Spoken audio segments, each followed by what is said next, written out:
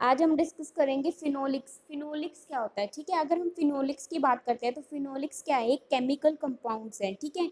इनके अंदर भी क्या प्रेजेंट होती है, एरोमेटिक रिंग प्रेजेंट होती है। आप लोगों ने केमिस्ट्री में फिनोल का स्ट्रक्चर पढ़ा होगा। फिनोल के स्ट्रक्चर में क्या होता है कि एक बेंजीन रिंग होती है और क्या होता है कि OH ग्रुप अटैच होता है।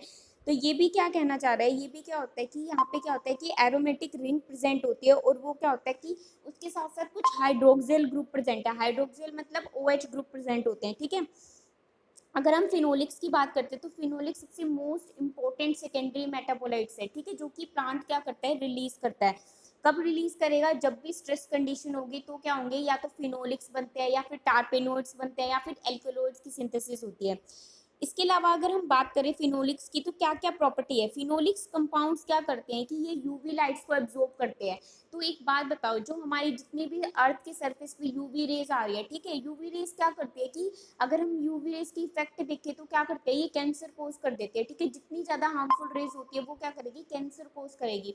तो इसलिए क्या करते हैं कि जो ये फिनोलिक्स कंपाउंड्स होते हैं ये क्या करते हैं, एब्जॉर्ब कर लेते हैं यूवी रेज को। जैसे ये एब्जॉर्ब कर लेंगे तो क्या करते हैं, जो इनकी एब्जॉर्बिंग पावर होगी, जैसे हम स्पेक्ट्रम में देखते हैं ना, कौन कौन सी लाइट, कौन सी स्पेक्ट्रम की लाइट कितनी ज्यादा एब्जॉर्ब कर रही है किसी भी चीज को, ठीक है।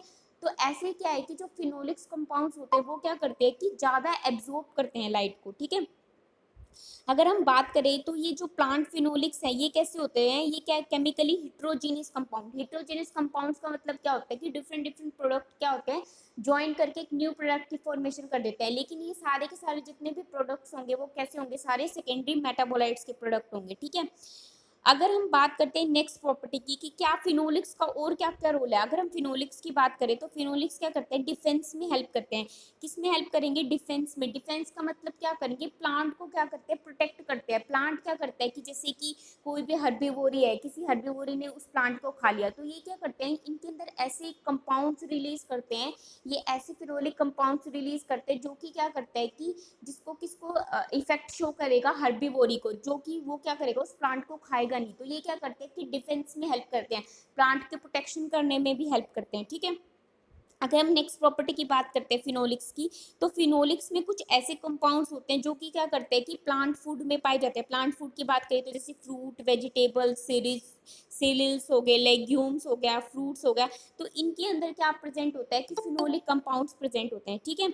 इसके अलावा नेक्स्ट प्रॉपर्टी की बात करें तो ये क्या करते हैं, समटाइम अगर फिनोलिक कंपाउंड ज्यादा अमाउंट में रिलीज हो रहे हैं तो ये क्या करते हैं, रिड्यूस कर देते हैं। किसको किसको रिड्यूस कर देते हैं, जो प्लांट की ग्रोथ होती है उसको रिड्यूस कर देता है। क्योंकि हमेशा ध्यान रखना कि जो सेकेंडरी मेटाबोलाइट्स होते हैं हमेशा वो स्ट्रेस कंडीशन में रिलीज होते हैं। स्ट्रेस कंडीशन का मतलब क्या होगा कि प्लांट के पास अनफेवरेबल कंडीशन है, तो अनफेवरेबल कंडीशन में क्या होगा कि जब अब एक ज्यादा अमाउंट में कोई भी चीज रिलीज होने लग जाएगी तो वो क्या करेगी, प्लांट की ग्रोथ को ही रिड्यूस करना स्टार्ट कर देगी, ठीक है।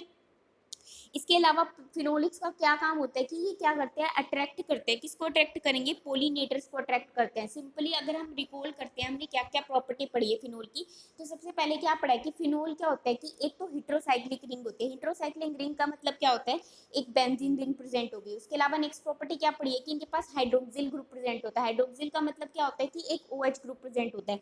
उसके अलावा हमने नेक्स्ट क्या चीज पढ़ाई कि जो अगर हम सेकेंडरी मेटाबोलाइट्स की बात करें तो फिनोलिक सबसे लार्जेस्ट और सबसे इंपॉर्टेंट क्लास है किसकी, सेकेंडरी मेटाबोलाइट्स की। कब रिलीज होते हैं सेकेंडरी मेटाबोलाइट, जब भी स्ट्रेस कंडीशन होती है तब क्या होंगे, ये सेकेंडरी मेटाबोलाइट्स रिलीज होंगे। एग्जाम्पल की बात करें तो जैसे टैनिन हो गया या फिर अदर डिफरेंट टाइप के क्या होंगे, जैसे कि फिनाइल प्रोपेनोइड्स हो गए। तो ये सारे कंपाउंड्स क्या होते हैं, कब रिलीज होते हैं, जब भी स्ट्रेस कंडीशन होती है। अगर हम प्रॉपर्टीज की बात करें कि फिनोलिक्स की क्या क्या प्रॉपर्टी है, क्यों रिलीज कर रहा है प्लांट फिनोल्स को, तो फिनोल्स की क्या होगा, एक तो ये यूवी लाइट को एब्जॉर्ब करता है। यूवी लाइट क्या करती है, हेल्प करती है, हमें प्रोटेक्शन करने में हेल्प करेगी। जैसे कि अगर हमें अगर जैसे जैसे कि क्या होगा, जैसे कोई भी अगर हम बात करें कि एग्जांपल के लिए जैसे कि अब अगर ज़्यादा यूवी रेज होंगी तो क्या करेगी, कैंसर कोज कर देगी, ठीक है। तो इसलिए क्या करते हैं कि अगर यूवी रेज को जब ज़्यादा से ज़्यादा क्या होता है, एब्जॉर्ब करना पड़ता है। एग्जाम्पल की बात करें तो जैसे ओजोन लेयर होती है, ओजोन लेयर क्या करती है, हमें प्रोटेक्शन करती है अल्ट्रावायलेट रेज से हो गया, इंफ्रारेड रेज से।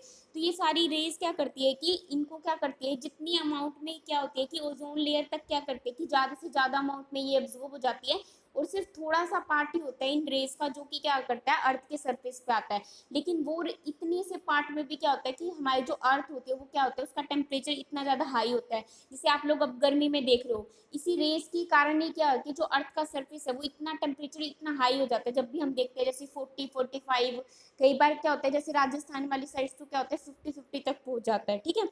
तो ये क्या करते हैं एब्जॉर्ब करते हैं यूवी रेस को। दूसरी चीज क्या है कि ये हिट्रोसाइक्लिक कंपाउंड्स है। तीसरी चीज क्या बताई है मैंने कि ये क्या करते हैं कि अट्रैक्ट करते हैं पॉलिनेटर्स को। पॉलिनेटर्स को अट्रैक्ट करेंगे तो क्या होंगे, पोलिनेशंस होंगे, ठीक है। नेक्स्ट प्रॉपर्टी क्या बताई है कि जो ये फिनोलिक्स कंपाउंड्स होते हैं ये क्या करते हैं, मैकेनिकली सपोर्ट प्रोवाइड करवाते हैं, डिफेंस में हेल्प करते हैं। किसकी डिफेंस में हेल्प करेंगे, अगेंस्ट दी हर्बीवोरी। कोई भी हर्बीवोरी है वो प्लांट को खा रहा है तो ये क्या करते हैं कुछ ऐसे कंपाउंड्स को रिलीज करते हैं ताकि ताकि कोई हर्बीवोरी उस प्लांट को खा ना सके। तो ये किस में हेल्प हुआ, डिफेंस में हेल्प हुआ। यहाँ तक समझ में आया? Yes ma'am. कोई दिक्कत तो नहीं है?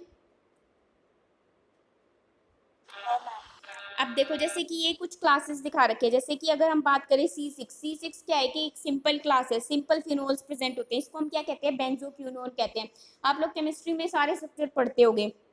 अगर इसमें C6 है, सिंपल अगर फिनोल है, उसके अंदर अब अगर हम एक कार्बन और ऐड कर देंगे तो वो क्या हो जाएंगे, फिनोलिक एसिड बन जाएगा। अगर एक और कार्बन ऐड कर देंगे तो क्या बन जाएगा, एसिटोफिनोन बन जाएगा। अगर हमने क्या कर दिया, 3 कार्बन को ऐड कर दिया, 3 कार्बन को क्या बन जाएगा, फिनाइल प्रोपेनोइड। ऐसे ही क्या है कि जो ये नंबरिंग दे रखे, जैसे कि अगर हमने क्या कर दिया कि दो साइड क्या कर दी, दो बेंजिंग रिंग लगा दी और बीच में एक कार्बन से अटैच हो गई, उस स्ट्रक्चर को हम क्या कहते हैं, जेंथोन। जेंथोन कैसे बनेगा, दो रिंग किससे अटैच है, दो फिनोल की रिंग किससे अटैच है, एक सिंगल कार्बन से अटैच है, उसको हम क्या कहते हैं, उसको हम क्या कहेंगे, उस स्ट्रक्चर को हम क्या कहेंगे, जेंथोन। अगर क्या होता है कि दो कार्बन से अटैच होंगे तो उसको हम क्या कहते हैं, एंथ्रोक्यूनोन, ठीक है। और अगर 3 कार्बन से अटैच होंगी वो ही दो रिंग तो उसको हम क्या कहेंगे, फिनोल्स कहेंगे। तो ये क्या है, डिफरेंट डिफरेंट टाइप के स्ट्रक्चर्स हैं जो कि क्या होता है, फिनोलिक कंपाउंड्स क्या करते हैं, उनकी सिंथेसिस करते हैं। अगर हम एग्जाम्पल की बात करें तो जैसे हमारे पास एक स्ट्रक्चर है फिनाइल प्रोपिनोइड। फिनाइल प्रोपिनोइड कब बनेगा, जब क्या होंगे कि जो दो कार्बन रिंग होंगी वो दो कार्बन रिंग किससे अटैच होंगी, फिनाइल प्रोपिनोइड कब बनता है कि जो क्या होगा कि एक सिंगल जो हमारे पास सिंपल फिनोल रिंग है वो किससे अटैच होगा, किससे अटैच होगा, उसके साथ 3 कार्बन अटैच होंगे, उस स्ट्रक्चर को हम क्या कहेंगे, फिनाइल प्रोपिनोइड होंगे। देखो ये स्ट्रक्चर दिख रहा होगा, 3 कार्बन है, इनके साथ एक बेंजीन रिंग अटैच है, ठीक है। ये क्या होता है, सबसे सिंपल टाइप का फिनोलिक कंपाउंड्स है। अगर हम इसकी डेरिवेट्स की बात करें, डेरिवेट्स का मतलब क्या होता है कि जो रिलीज हो रहे कंपाउंड वो क्या क्या बनते हैं हमारे पास, जैसे कैफीन हो गया, कैफीन हो गया, जैसे फेरुलिन हो गया, सिनेमिक एसिड हो गया, कॉमरिक एसिड हो गया, ये सारे क्या है कि फिनोलिक्स कंपाउंड्स के इंटरमीडिएट्स हैं। डेरिवेट्स का मतलब होता है कि बीच बीच में जो कंपाउंड्स रिलीज होंगे, जब भी पाथवे चलेगा तो जो कंपाउंड्स रिलीज होते हैं उनको हम क्या कहते हैं, डेरिवेट्स कहते हैं, ठीक है। यहाँ तक समझ में आया? Yes ma'am. अब साइकिल देखो कि फिनोलिक्स कंपाउंड्स कैसे बन रहे हैं। जैसे हम लोगों ने क्या बनाए थे, टार्पिनोइड्स कंपाउंड बनाए थे। टार्पिनोइड्स की क्या बनाई थी हमने, आइसोप्रीन यूनिट्स बनाई थी। ऐसे ही हम अगर हम फिनोलिक्स कंपाउंड्स बनाने हैं कि कैसे रिलीज हो रहे हैं, प्राइमरी के साथ साथ सेकेंडरी मेटाबोलाइट्स कैसे बन रहे हैं, तो वो हम फिनोलिक्स कंपाउंड्स के बारे में देखते हैं। देखो जैसे यहाँ पे क्या है कि इरेथ्रोज 4 फोस्फेट प्लस में फोस्फोएनोल पायरुवेट, ठीक है। ये दोनों एंजाइम क्या होंगे, कंबाइन होंगे। फोस्फोएनोल पायरुवेट पैप एंजाइम कहाँ यूज होता है, आप लोगों ने कभी पढ़ा है पैप एंजाइम, बताओ भाई।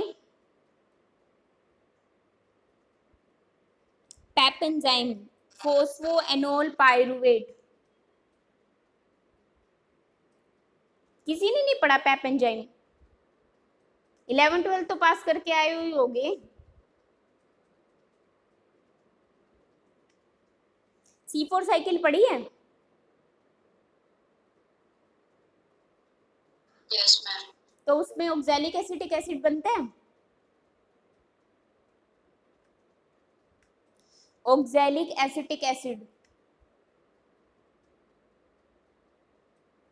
Yes ma'am.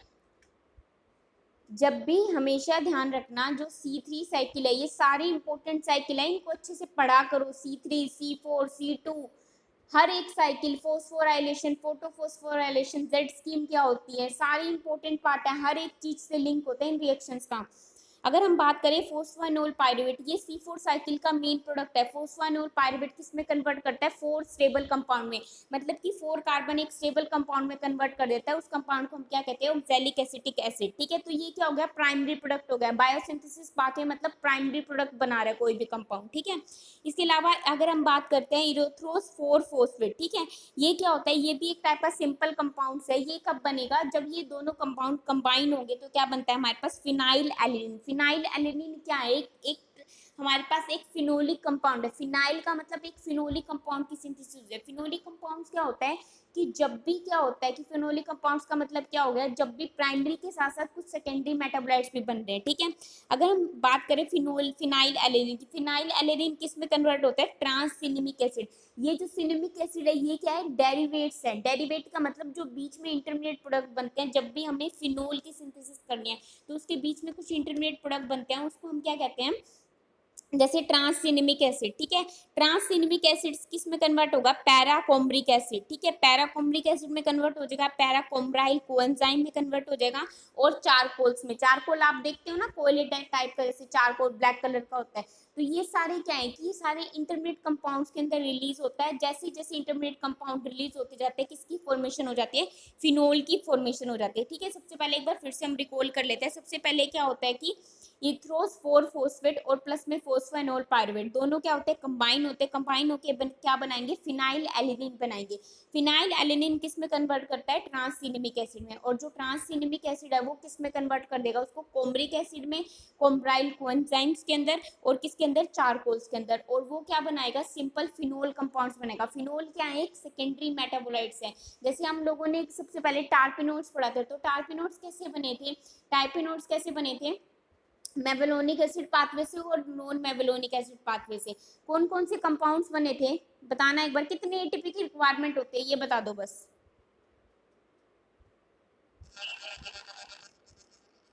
कितने एटीपी की रिक्वायरमेंट होगी मेवेलोनिक एसिड पाथवे बनाने के लिए? 3 ATP।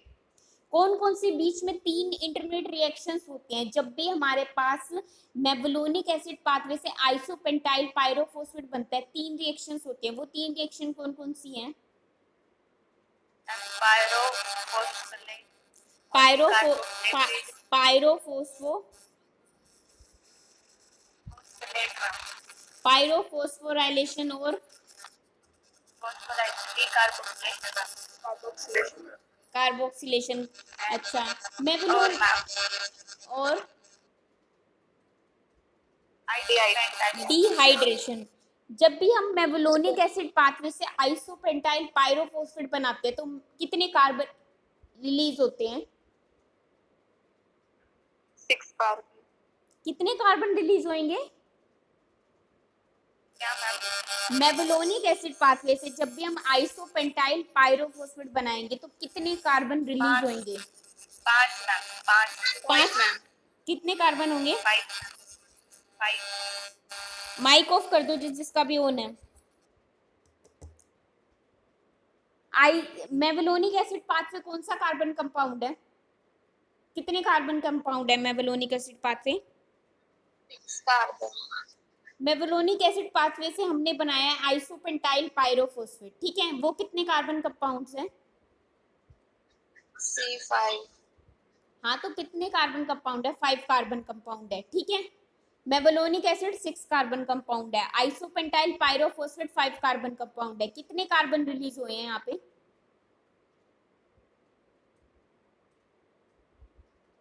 बताओ।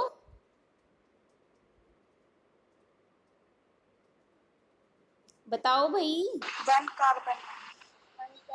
1 कार्बन किसकी फॉर्म में? डी कार्बोक्सिलेशन की फॉर्म में। डी का मतलब क्या हो रहा है कि रिलीज हो रहा है। कार्बोक्सिलेशन मतलब CO2 की फॉर्म में रिलीज हो रहा है। समझ में आई ये बात? Yes ma'am.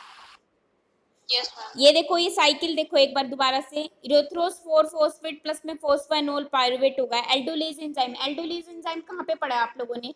कोई रिएक्शन पढ़ी है जिसमें एल्डोलेज एंजाइम यूज होते हैं?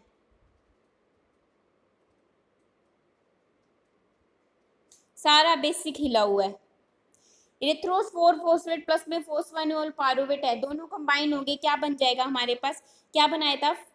क्या बनाया था अभी तक? अभी एक कंपाउंड बताया था मैंने, बताओ क्या बना था वो? फिनाइल एलेनिन बना था। फिनाइल एलेनिन क्या है? फिनाइल एलेनिन से क्या बनते हैं? इंटरमीडिएट बनते हैं। ये इंटरमीडिएट क्या होता है कि सेकेंडरी मेटाबोलाइट्स में यूज किए जाते हैं। सेकेंडरी मेटाबोलाइट्स क्या होता है? जब भी प्लांट कोई भी स्ट्रेस कंडीशन में होगा तो क्या होता है, ये सेकेंडरी मेटाबोलाइट्स क्या होते हैं? रिलीज होते हैं। यहाँ तक समझ में आया? अब ये देखो सिक्मिक एसिड पाथवे से कौन कौन से कंपाउंड बन रहे हैं, जैसे देखो टायरोसिन बन रहा है, फिनाइल एलेनिन बन रहा है, ट्रिप्टोफैन बन रहा है। तो ये सारे, जैसे ट्रिप्टोफैन की बात करें तो इनसे क्या बनते हैं? एल्कोलॉइड बनते हैं। अगर हम टायरोसिन की बात करें तो इनसे क्या बनता है? सिनेमिक एसिड बनता है। और अगर हम फिनाइल एलेनिन की बात करें तो इनसे कौन से कंपाउंड्स बनते हैं? जैसे कोमरिक एसिड बन गया, उसके अलावा फ्लेवेनोइड्स बन गया। फ्लेवेनोइड्स क्या करते हैं कि कलरिंग एजेंट की तरह काम करते हैं, कलर प्रोवाइड करवाते हैं। तो इन सारे कंपाउंड्स क्या हुआ कि ये देखो, जैसे कि अगर हम फिनाइल एलेनिन की बात करें या फिर इसके अलावा कोमरिक एसिड की बात करें तो ये सारे क्या प्रोडक्ट है? सेकेंडरी प्रोडक्ट हैं। लेकिन अगर हम बात करें इरेथ्रोफोर फोस्फेट की, फोस्फोएनोल पायरुवेट की, ऑक्सैलिक एसिड की, तो ये सारे क्या है कि प्राइमरी प्रोडक्ट है, जो कि मेन काम है किसी भी प्लांट का। तो प्राइमरी प्रोडक्ट के साथ साथ सेकेंडरी प्रोडक्ट की सिंथेसिस कैसे हो रही है, तो ये आप लोगों को समझ में आ गया?